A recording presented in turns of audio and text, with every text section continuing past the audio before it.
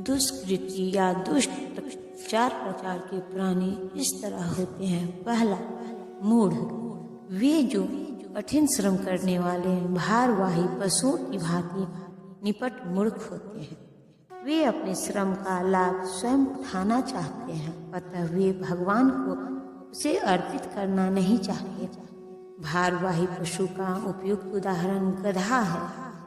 इस पशु से उसका स्वामी अत्यधिक कार्य लेता है। गधा यह नहीं जानता कि वह अहर्निश इसके लिए काम करता है। वह घास से पेट भर कर संतुष्ट रहता है।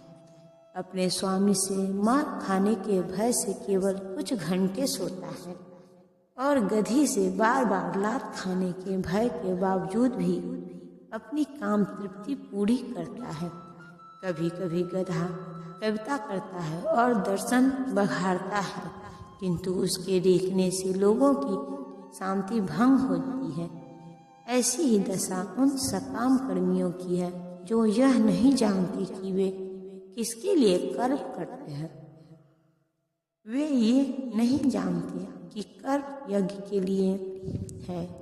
ऐसे लोग जो अपने द्वारा उत्पन्न कर्मों के भार से दबे रहते हैं, प्रायः यह कहते सुने जाते हैं कि उनके पास अवकाश कहाँ कि वे जीव की अमरता के विषय में सुने। ऐसे मूढ़ों के लिए नश्वर भौतिक लाभ ही जीवन का सब कुछ होता है। भले ही वे अपने श्रम का फल के एक अंश का ही उपयोग कर सके।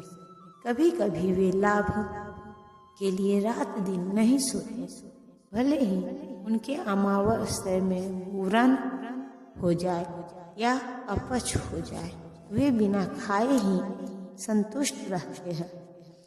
वे महामय स्वामियों के लाभ हेतु अहर्निश काम में व्यस्त रहते हैं।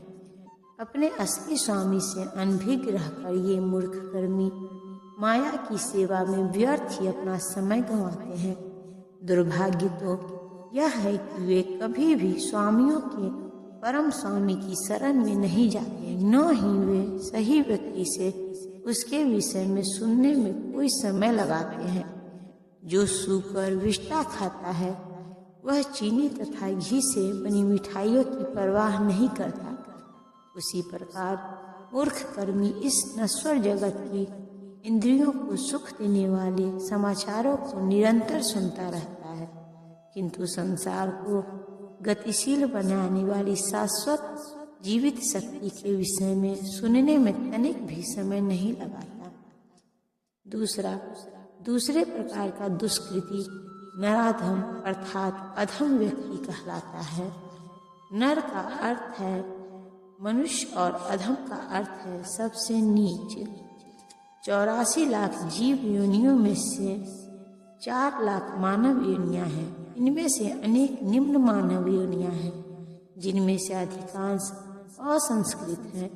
सभ्य मानव योनियां वे हैं जिनके पास सामाजिक, राजनीतिक तथा धार्मिक नियम है।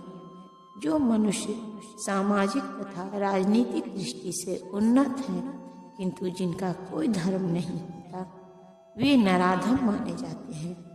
धर्म ईश्वर विहीन नहीं होता, क्योंकि धर्म का प्रयोजन परम सत्य को तथा उसके साथ साथ मनुष्य के संबंध को जानता है। गीता में भगवान स्पष्टतः कहते हैं कि उनसे परे कोई भी नहीं और वे ही परम सत्य हैं। मनुष्य जीवन का सुसंस्कृत रूप सर्वशक्तिमान परम सत्य श्री भगवान कृष्ण के साथ मनुष्य की विस्मृत भावना को जागृत करने के लिए मिला है। जो इस अवसर को हाथ से जाने देता है वही नराधम है। शास्त्रों से पता चलता है कि जब माँ गर्भ में अत्यंत असहाय रहता है तो वह अपने उद्धार के लिए प्रार्थना करता है और वचन देता है कि गर्भ से बाहर आते ही वह केवल भगवान की पूजा करेगा। संकट के समय ईश्वर का स्मरण प्रत्येक जीव का स्वभाव है, क्योंकि वह ईश्वर के साथ सदा संबंधित रहता है। किंतु उद्धार के बाद बालक जन पीड़ा को और उसी के साथ अपने उद्धारक को भी भूल जाता है, क्योंकि वह माया के वशीभूत हो जाता है। यह तो बालकों के अभिभावकों का कर्तव्य है कि वे उनमें सुप्त दिव्य भावनामृत को जागृत करें। वर्णाश्रम पद्धति में मनुस्मृति के अनुसार इस भावनामृत को जागृत करने के उद्देश्य से 10 शुद्धि संस्कारों का विधान है, जो धर्म का पथ प्रदर्शन करते हैं। किंतु अब विश्व के किसी भाग में किसी भी विधि का दृढ़तापूर्वक पालन नहीं होता और फलस्वरूप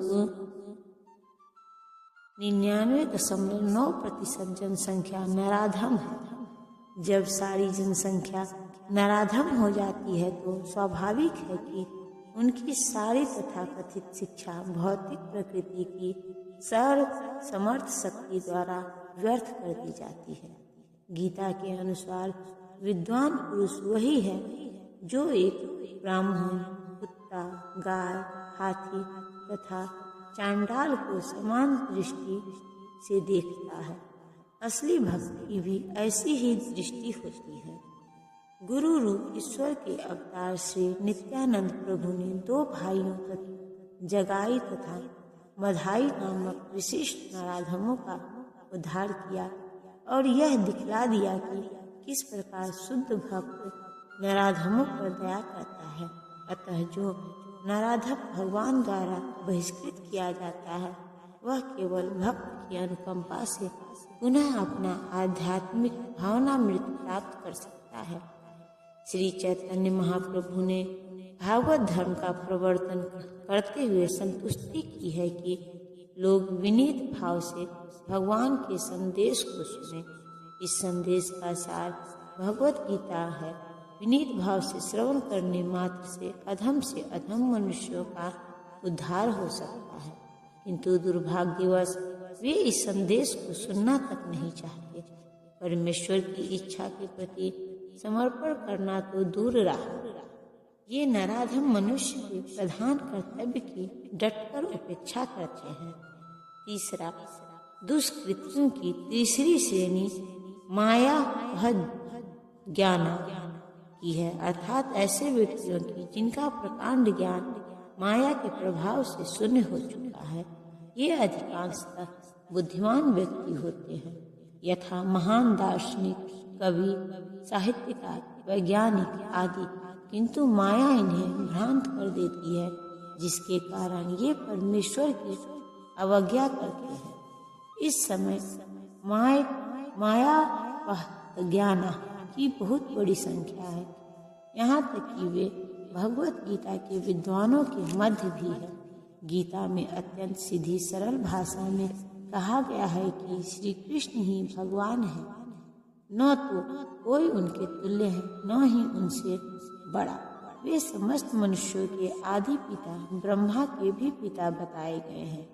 वास्तव में वे ब्रह्मा के ही नहीं अपितु समस्त जीव योनियों के भी पिता हैं। वे निराकार ब्रह्म तथा परमात्मा के मूल हैं और जीवात्मा में स्थित परमात्मा उनका अंश है। वे सबके उत्स हैं और सबों को सलाह दी जाती है कि उनके चरण कमलों के शरणागत बने। इन सब कथनों के बावजूद वे ज्ञाना भगवान का उपहास करते हैं और उन्हें एक सामान्य मनुष्य मानते हैं। वे ये नहीं जानते कि भाग्यशाली मानव जीवन श्री भगवान के दिव्य शाश्वत स्वरूप के अनुरूप ही रचा गया है। गीता की ऐसी सारी अवैध व्याख्याएं जो वर्ग के लोगों द्वारा की गई है और परंपरा पद्धति से हटकर है, आध्यात्मिक जानकारी के पथ में रोड़े का कार्य करती है। मायाग्रस्त व्याख्याकार न तो स्वयं भगवान कृष्ण के चरणों की शरण में जाते हैं और न अन्यों को इस सिद्धांत का पालन करने के लिए शिक्षा देते हैं।